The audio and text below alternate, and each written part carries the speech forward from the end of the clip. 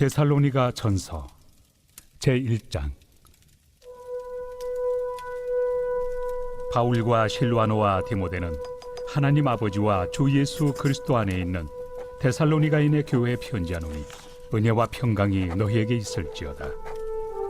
우리가 너희 모두로 말미암아 항상 하나님께 감사하며 기도할 때 너희를 기억함은 너희의 믿음의 역사와 사랑의 수고와 우리 주 예수 그리스도에 대한 소망의 인내를 우리 하나님 아버지 앞에서 끊임없이 기억함이니 하나님의 사랑하심을 받은 형제들아, 너희를 택하심을 아노라. 이는 우리 복음이 너희에게 말로만 이른 것이 아니라 또한 능력과 성령과 큰 확신으로 된 것입니다. 우리가 너희 가운데서 너희를 위하여 어떤 사람이 된 것은 너희가 아는 바와 같으니라. 또 너희는 많은 환난 가운데서 성령의 기쁨으로 말씀을 받아 우리와 주를 본받은 자가 되었으니, 그러므로 너희가 마게도냐와 아가야에 있는 모든 믿는 자의 본이 되었느니라. 주의 말씀이 너희에게로부터 마게도냐와 아가야에만 들릴 뿐 아니라 하나님을 향하는 너희 믿음의 소문이 각처에 퍼졌으므로 우리는 아무 말도 할 것이 없노라.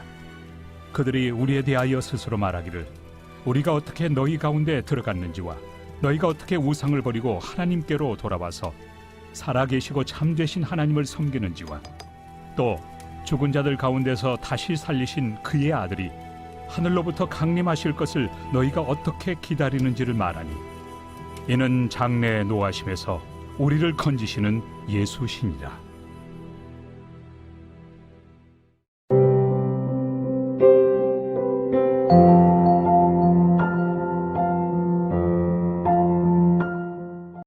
여러분 반갑습니다. 오늘도 큐티로 여는 기막힌 하루입니다. 본 말씀 데살로니가 전서 1장 1절부터 10절의 말씀입니다.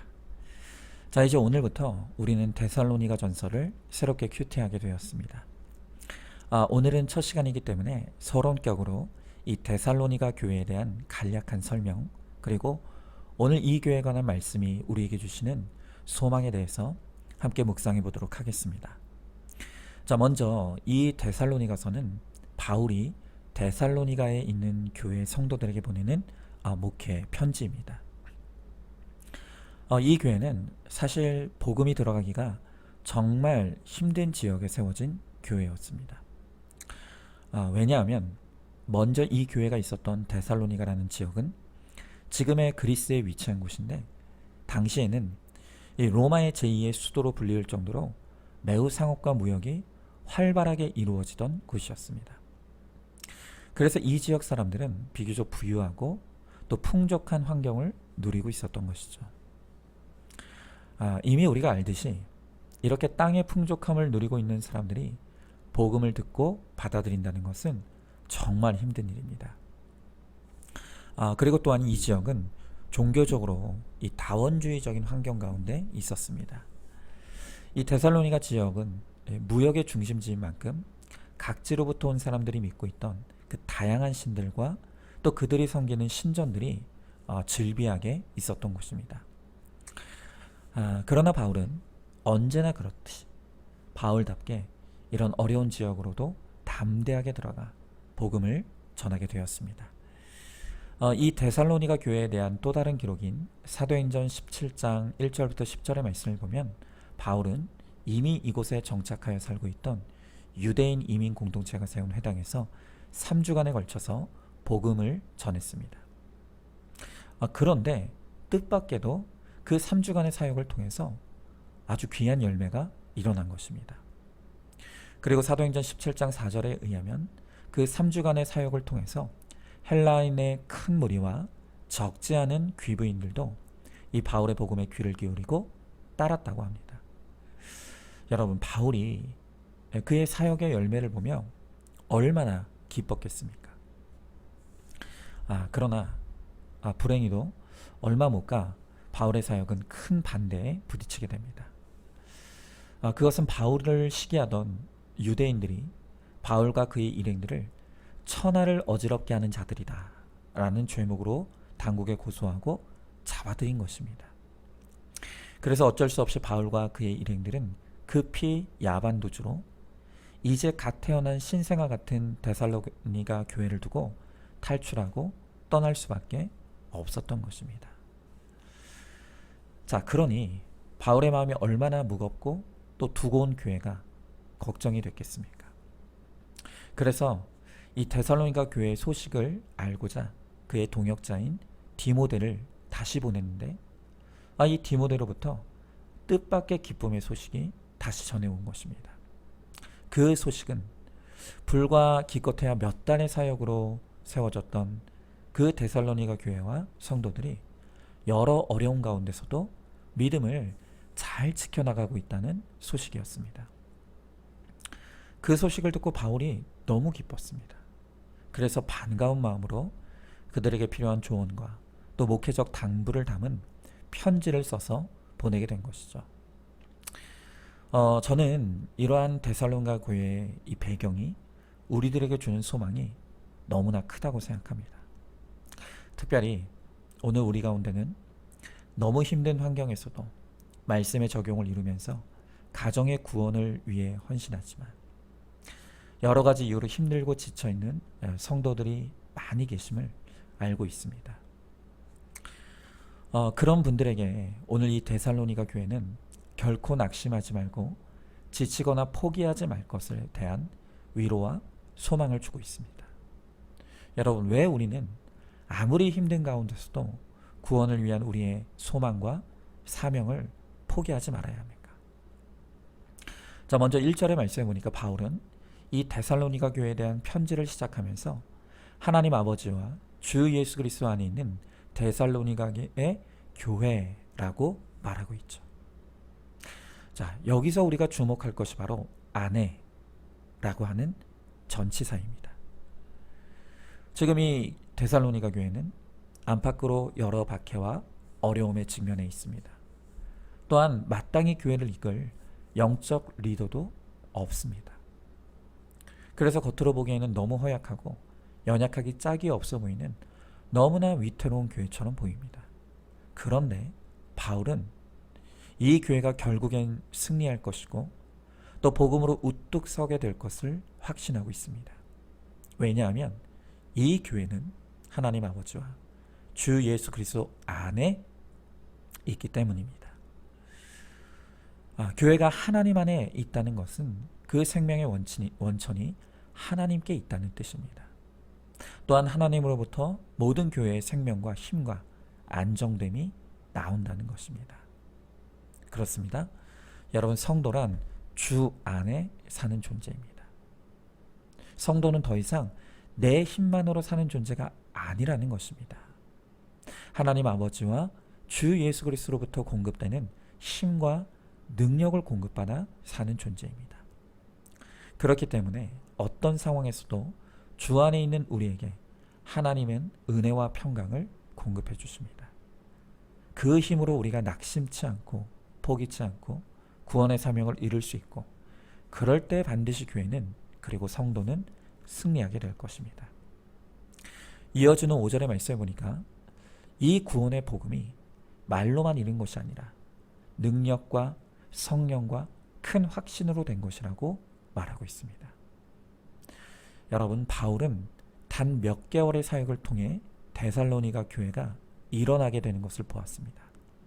그런데 이 사역의 열매는 그의 말이나 능력 때문이 아니라고 바울은 분명하게 밝히고 있습니다. 바울은 당시에 이 학문의 귀재다라고 불리울 정도로 학문적으로 대단히 박학다식했고 또 그 지식의 깊이가 대단했습니다. 그러나 그는 자신의 인간적인 능력을 신뢰하거나 내세운 적이 단 한 번도 없습니다. 오히려 바울은 내가 예수 그리스도를 깨닫고 난 후로는 내가 알고 있던 모든 지식과 능력은 배설물로 여긴다라고 했죠. 왜냐하면 사람의 그 어떤 대단한 지식과 능력이라도 사람을 구원할 수 없습니다. 그런데 복음은 능히 사람을 변화시키고 구원하는 능력이 되기 때문입니다. 여러분, 이 복음의 능력이 있다는 것을 바울이 어떻게 알게 되었습니까? 그것은 바울이 직접 그 복음의 능력을 체험했기 때문이죠. 과거에 바울은 핍박자였습니다. 교회와 성도들을 핍박하던 자였습니다. 그런데 복음을 통해 그가 핍박자에서 사도요 순교자로 완전히 변화된 것입니다. 여러분, 오늘 바울은 나를 변화시킨 이 복음의 능력과 성령의 역사가 데살로니가 교회의 성도들에게도 동일하게 역사하고 있다는 것을 지금 간증하며 자랑하고 있습니다. 여러분, 우리가 이 성령님 하면 늘 먼저 떠오르는 것은 은사입니다. 그러나 사실 이 성령 하나님이 하시는 가장 중요한 사역은 바로 구원 사역입니다. 오늘 5절에서 보듯 성령께서는 먼저는 복음을 전하는 자에게 역사하십니다. 그래서 성령께서 전하는 자 안에 내주하셔서 구원의 사명을 감당하는 주의 종들이 그 사명을 감당할 수 있도록 용기를 주시고 능력과 확신을 공급해 주시고 지혜도 주십니다. 그리고 또한 성령께서는 전하는 자뿐만이 아니라 듣는 자 안에서도 역사하십니다. 오늘 6절의 말씀해 보니까 성령의 기쁨으로 말씀을 받는다라고 합니다.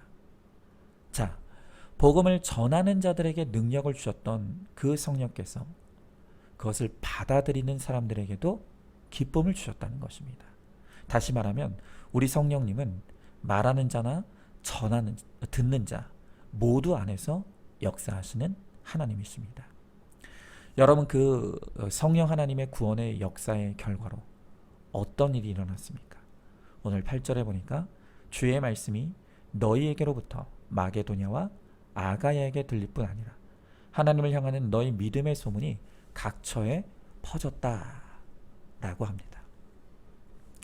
자, 그런데 오늘 이 8절에서 들렸다라는 단어 헬라어 엑세케오는 그냥 단순한 소리를 의미하는 것이 아니라 마치 우렁찬 나팔 소리나 큰 천둥 소리처럼 큰 소리로 울리다라는 뜻이 있습니다.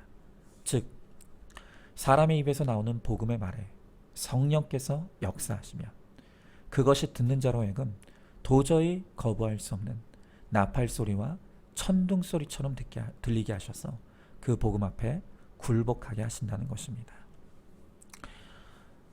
지금 바울은 단 몇 개월의 사역 만에 이렇게 데살로니가에서 아름다운 구원의 역사가 어떻게 일어날 수 있었는지를 그 비결을 가르쳐주고 있습니다. 여러분, 그것은 오직 하나님 아버지와 주 예수 그리스도와 성령님의 이 삼위일체 하나님께서 총동원되셔서 일으키신 하나님의 역사라는 것입니다.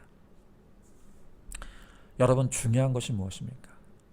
오늘 이 바울이 데살로니가의 사역을 통해서 일어난 이 구원의 역사가 오늘 우리들에게도 중요한 이유가 무엇이겠습니까? 그것은 이 삼위일체 하나님은 나의 구원을 위해서도 총동원되셨고 또한 내 가정의 구원을 위해서도 반드시 역사해 주시기 때문입니다.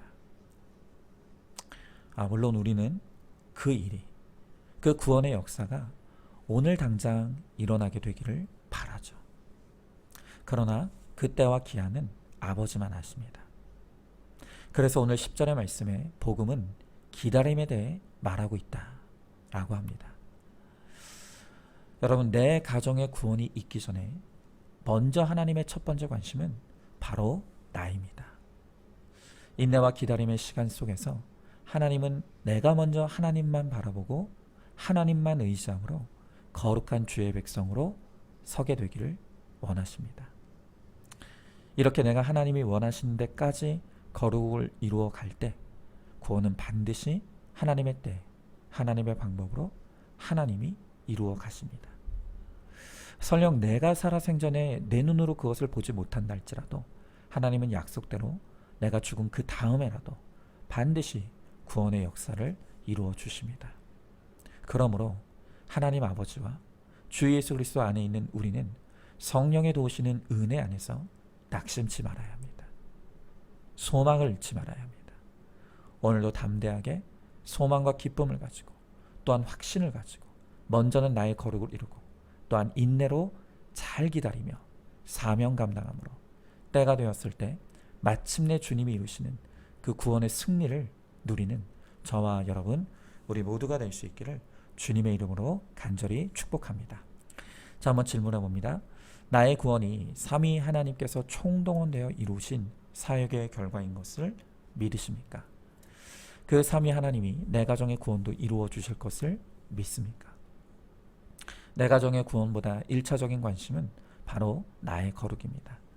내가 거룩함으로 내 가정의 구원을 위해 사명 감당할 때 반드시 때가 되어 구원을, 내 가정의 구원도 이루어 주실 것을 믿고 인내하시기 바랍니다. 자, 오늘도 6월 21일 보석 상자입니다. 세상은 속도를 미덕으로 삼지만 영적 세계에서는 인내가 진실성의 표상이 됩니다. 아멘. 우리 함께 기도하겠습니다. 주님, 이렇게 또다시 이 데살로니가 전서를 우리에게 큐티할 수 있는 선물로 허락하여 주심을 감사드립니다. 오늘 말씀을 통해 바울은 이 어려운 지역에 복음의 씨앗을 뿌렸던 이 수고가 결코 헛되지 아니하고 아름다운 열매가 되어 교회가 일어날 수 있었던 비결이 하나님 아버지와 주 예수 그리스도 그리고 성령 하나님 삼위일체께서 총동원되셨기에 일어난 역사라고 말씀하십니다. 이것은 바울의 능력도 아니고 바울의 성실함 때문도 아닌 오직 하나님의 능력의 결과였습니다. 하나님, 우리도 마찬가지입니다. 우리가 오늘도 구원을 위해 수고하고 애쓰고 또 몸부림치지만 우리가 원하는 만큼 구원의 열매와 사역의 열매가 일어나지 않는 것을 보며 때로 우리가 낙심하고 때로는 지치고 또 때로는 포기하고 싶은 마음이 들 때도 있습니다. 주님, 그러나 오늘 주님께서 바울을 통해 이루신 그 아름다운 열매를 보게 하시며 우리에게도 반드시 그러한 열매가 일어나게 될 것을, 그러나 그 열매를 이루기까지 먼저 나의 거룩이 이루어져야 하며 또한 인내의 기다림이 필요하다는 것을 우리들에게 말씀해 주십니다. 주님, 우리가 오늘 주신 말씀을 붙잡고 결코 낙심하거나 포기하지 아니하며 인내로 또 믿음으로 잘 기다림으로 마침내 주의 때 주님이 이루시는 주의 놀라운 구원의 승리를 맛보는 우리 모두가 되게 하여 주시옵소서. 믿사오며 사랑이 많으신 우리 예수님 이름 받들어 기도드리옵나이다. 아멘. 오늘도 큐티로 기막힌 하루를 살아내는 하늘가족 공동체 우리 모든 성도님 되시기를 주님의 이름으로 축복합니다.